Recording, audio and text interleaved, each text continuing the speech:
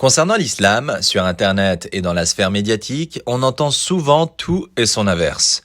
Entre des pseudo-spécialistes ou journalistes qui mélangent tout mais surtout ne comprennent rien, et des prédicateurs et des imams à tout va qui traitent de tous les sujets du monde, parfois sans aucune profondeur réelle ni source concrète. L'islam est devenu le sujet de prédilection. Les musulmans, eux aussi, ne sont pas exemptés de tout ce micmac, de tout ce brouhaha sur Internet. On entend tous les sons de cloche, tout et son inverse. Certains affirment qu'une chose est permise et les autres prétendent l'inverse.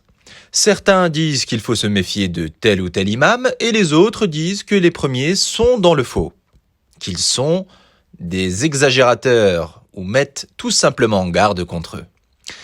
Maintenant, une question concrète. Comment pouvoir distinguer le vrai du faux dans tout ça? Qui suivre? Et comment trouver la vérité quand tout est sujet à polémique?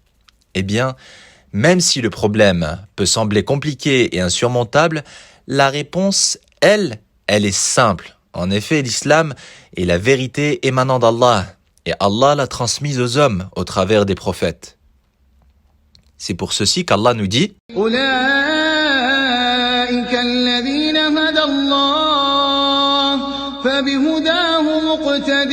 Ainsi, en tant que musulmans, on se doit de suivre la vérité et le chemin des prophètes. Ce qu'ils nous demandent de faire, on doit le faire. Et ce qu'ils nous interdisent,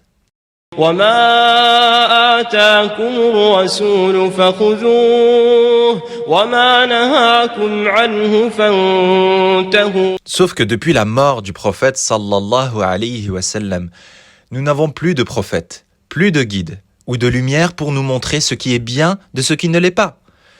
Nous le savons bien. Muhammad sallallahu alayhi wa sallam est le sceau des prophètes et messagers. Il est le dernier derrière lequel il n'y aura plus personne. Ainsi, comment pouvons-nous être guidés 1400 ans après la mort du meilleur des hommes? Là encore, nous avons une solution.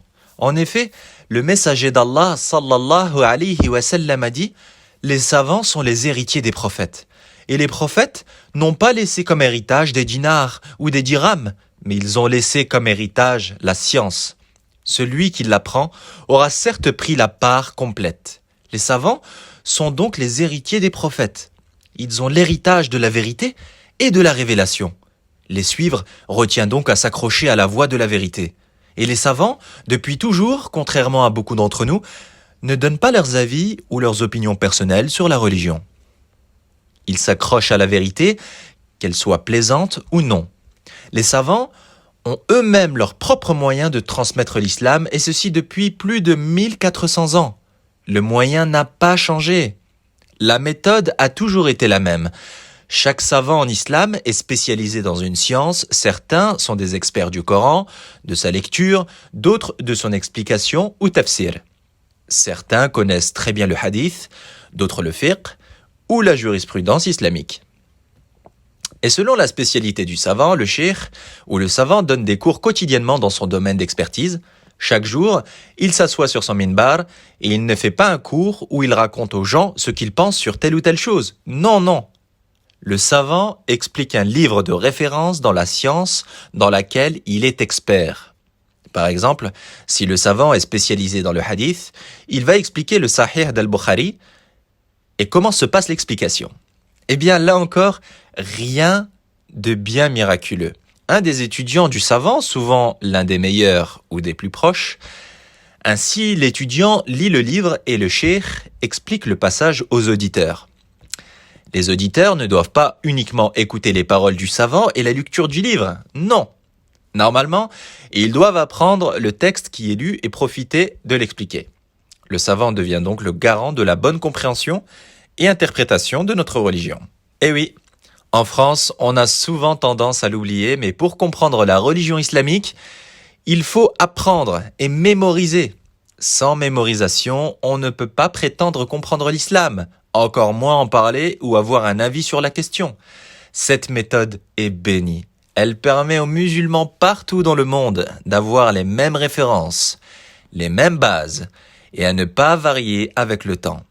L'extrait que vous allez voir a été capturé pendant justement l'une de ces assises de sciences dans la ville sacrée de Médine, entre le savant Salih al-Husaymi et la lecture de l'un de ses étudiants, chinois venu à Médine pour apprendre sa religion puis repartir la transmettre à son peuple. بسم الله الرحمن الرحيم اعلم هداني الله وإياك لأحسن الأخلاق أن من أعظم الآداب 10 الأول إذا لقيت مسلما فسلم عليه قائلا السلام عليكم ورحمة الله وبركاته وإن سلم عليك فقل وعليكم السلام ورحمة الله وبركاته.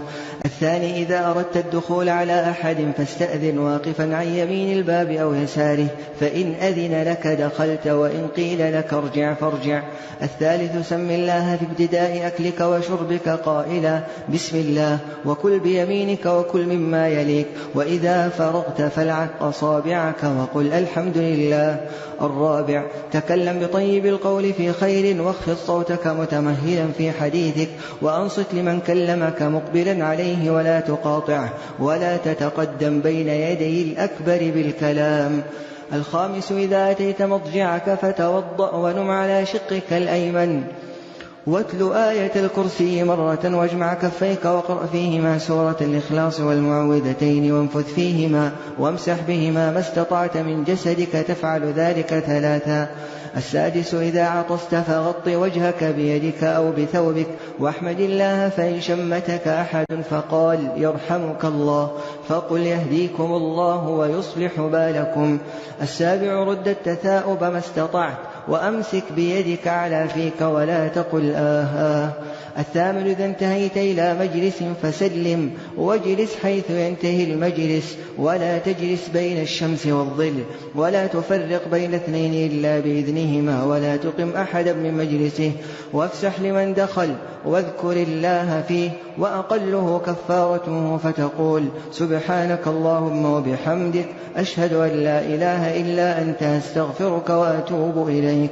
التاسع أعط الطريق حقه فغض بصرك وكف الأذى ورد السلام وأمر بالمعروف وانه عن المنكر. العاشر البس الجميل من الثياب وأفضلها الأبيض ولا يجاوز كعبيك سفلا وابدأ بيمينك لبسا وبشمالك خلعا. تمت بحمد الله. Cet extrait que vous avez vu fait partie de notre patrimoine islamique. Cette assise, cela fait 1400 ans qu'on en voit des semblables et cela fait 1400 ans qu'on transmet l'islam de cette manière, en prenant le temps d'apprendre, de mémoriser et de ne pas polémiquer dans tout. Il est étrange aussi de voir des gens sans aucune compétence réelle se précipiter dans des affaires religieuses. Certains se permettent de donner des cours, d'autres de partager leurs avis sur les réseaux sociaux ou de parler de telle ou telle chose. Un jour, il est rapporté que des musulmans divergeaient et polémiquaient sur des questions religieuses. L'imam Ahmad passa à côté d'eux et leur dit « Je vous vois prendre position sur des sujets que j'ai moi-même étudiés pendant 4 années avant de les maîtriser. » Cheikh Moukbil, un des illustres savants du siècle dernier, disait que cette religion est une lourde affaire, qu'il ne faut pas la prendre à la légère et qu'il n'est pas possible de la maîtriser sans y donner beaucoup de temps et beaucoup de sacrifices. En d'autres termes, on ne devient pas un expert de l'islam en lisant 2-3 livres ou articles, ça et là, en regardant des vidéos sans fournir de réel effort de mémorisation, de patience et de grands sacrifices.